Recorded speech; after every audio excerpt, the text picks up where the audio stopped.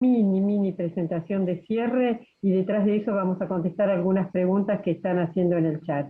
Así que un segundito, por favor, ya les comparto pantalla.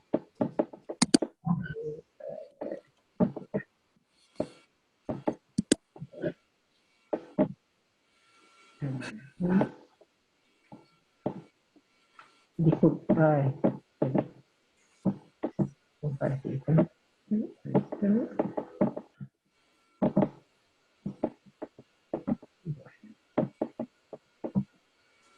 Bueno, unos segundos nada más como para hacer el cierre y después hacemos las preguntas. En este quinto seminario de neuroética, la verdad es que yo aprendí mucho de mis colegas y hemos intercambiado muchas opiniones, así que me parece que todo esto tiene que ser en beneficio de nuestros pacientes y además estimularnos a mirar un poquito más allá. Yo quiero cerrar el seminario con algunas reflexiones que se hicieron a lo largo de todas las presentaciones, pero que tienen que ver con las reflexiones sobre el aislamiento. Cuando empezó el tema del aislamiento, yo de forma individual, perdone que sea autorreferencial, pero fue lo primero que pensé, ¿en qué nos va a afectar a nosotros? Es lo primero que uno piensa como ser humano. Y yo dije, bueno, a nosotros no nos va a afectar mucho. De hecho, los neurocirujanos estamos acostumbrados a estar 6, 8 o 10 horas en un quirófano cerrado, más aislados imposible, sin gente alrededor, solo ligados a tecnología como microscopios, neuronavegadores, y esto que es un quirófano que no mucha gente ha visto todavía, que son los quirófanos modernos, donde está cada cirujano en su equipo robótico, en su computadora, hay otro que está, el único, que está interactuando con los brazos robóticos simplemente para supervisar, porque todavía los sistemas son híbridos. Y yo dije, bueno, esto no nos va a afectar demasiado. Pero claro, ¿por qué no nos afecta en la vida diaria demasiado? Porque los neurocirujanos después tenemos la posibilidad de interactuar con los pacientes, con los residentes, con los alumnos, y entonces compensamos todas esas horas que pasamos en aislamiento. Sin embargo, es obvio que el aislamiento físico y emocional, que depende de las cuarentenas o de los riesgos, que a veces son voluntarias estos aislamientos, tratando de evitar los riesgos de la pandemia del COVID-19, realmente suponen un riesgo, como hemos visto a lo largo de todas las conferencias, muy importante, tengan patologías previas o no las tengan. Y el uso de las herramientas tecnológicas, que como hemos visto en la charla del doctor Sharia y también de otros, tiene ventajas, pero también tiene desventajas. Sin embargo, ha sido la tecnología tal vez la que ha ayudado que en este momento muchas personas puedan estar relativamente compensadas en su aislamiento físico y emocional.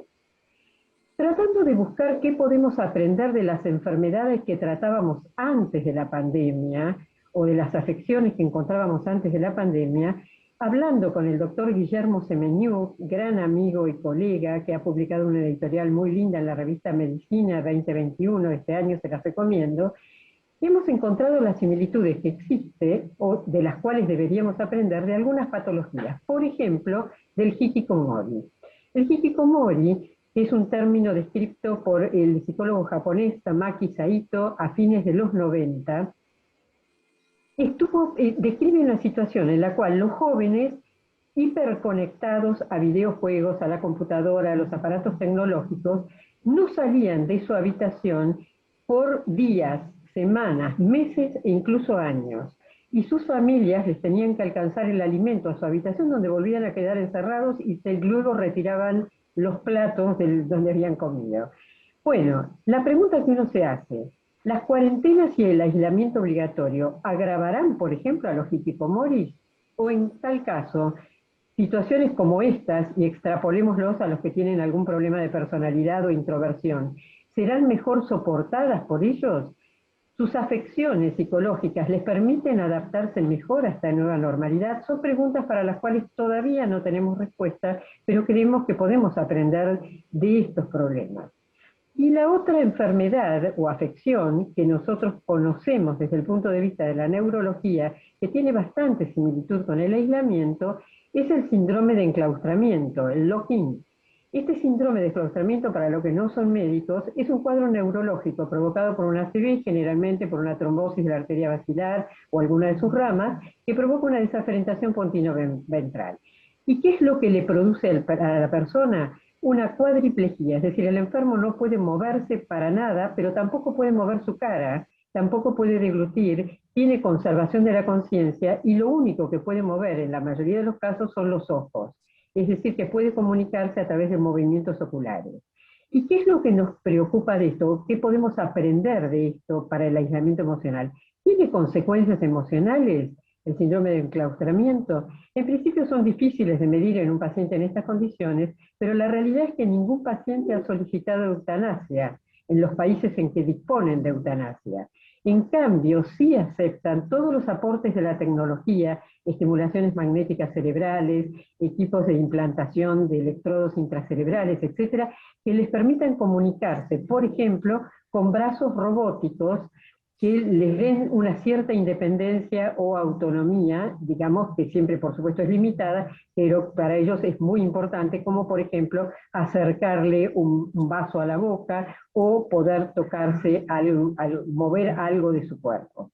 Es decir, ¿qué podemos sacar en conclusión? Que si nosotros compartimos algunas de las características del síndrome de enclaustramiento, del hikikomori, e incluso de este aislamiento social por la pandemia COVID-19, tenemos que saber de que a pesar de que requiere tiempo el adaptarse, los humanos tenemos gran capacidad de adaptación y resiliencia, y eso nos da una gran esperanza para el futuro.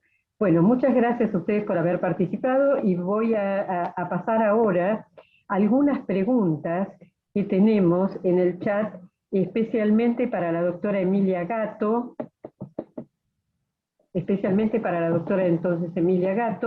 para el doctor Oliari y para el doctor Allegri, que creo que también nos pueden compartir esta pregunta, que lo que refieren es por qué la niebla cerebral no es un diagnóstico exactamente.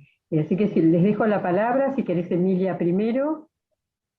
Sí, en realidad lo que refiere o lo que envuelve o comprende a la denominación niebla cerebral no es más que un signo o síntomas. Por lo tanto, no constituye una entidad en sí misma, sino que ese conjunto de síntomas y síntomas ocurren en un contexto determinado. Tal como lo mencionó el doctor Oliari, en realidad se tienen que haber descartado otras patologías, y como lo mencioné, estos signos o síntomas no solo se presentan en el paciente post-COVID, sino que pueden ser parte de la sintomatología que afecta a individuos que están en una etapa preliminar o digamos en el desarrollo de una enfermedad de Alzheimer, o en pacientes que hayan tenido, por ejemplo, o hayan sido sometidos a una quimioterapia. Por eso no constituye un diagnóstico, una entidad diagnóstica en sí. No sé, Juan Oliari, si querés agregar algo, o Ricardo. No, básicamente, sí, básicamente una de las cosas que nosotros investigamos, que en realidad lo hacíamos rutinariamente en los pacientes mayores con deterioro cognitivo, es un hecho que las personas mayores tienden a tener deficiencias nutricionales, comen mal, comen poco, sobre todo si viven solos, y hemos tenido la posibilidad de verificar que muchas personas mayores tienen valores bajos, por ejemplo, de vitamina B12 o de ácido fólico, que es la B9, prácticamente la mayoría tienen valores muy bajos de vitamina D, y que muchas veces, antes del COVID, cuando uno suplementaba en dosis muy elevadas, sobre todo B12 y fólico, no la D, que puede tener efecto tóxico si nos pasamos, los pacientes decían que se sentían como que tenían más lucidez o que tenían menos neblina en la cabeza, y me causa gracia porque los pacientes usaban el término de que tenían la cabeza como oscurecida o como con una neblina, y en definitiva eran trastornos alimentarios o deficiencias vitamínicas.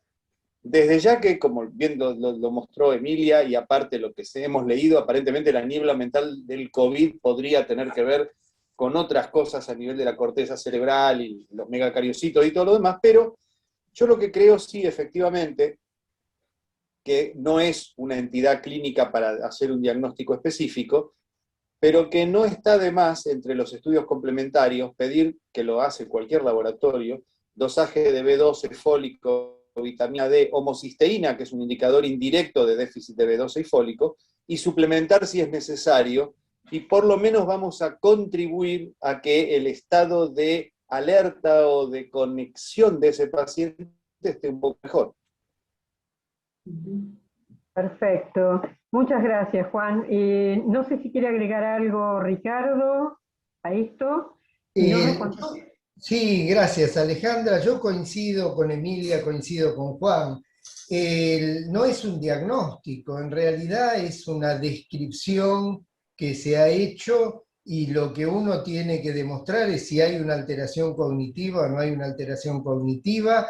Lo que está descrito en algunos papers de la literatura es más un trastorno atencional disejecutivo, pero el diagnóstico sería el diagnóstico sindromático, si hay un deterioro o no hay un deterioro, y el diagnóstico etiológico, si esto viene por el impacto afectivo de estas situaciones, o viene por, como algunos papers muestran y mostró Emilia, por alteraciones a nivel neurológica propiamente dicha. Pero creo que es un término que no es un diagnóstico, es una expresión de algo que pasa en situaciones. Muchas gracias, Ricardo. Ahora hay una pregunta que es para el doctor Enrique de Rosa, que la pregunta es si ante un trauma existen mecanismos de defensas agravantes, por ejemplo, llegar a un punto de agresividad o incluso del revés a una ausencia de emociones. Enrique, si vos podés contestar.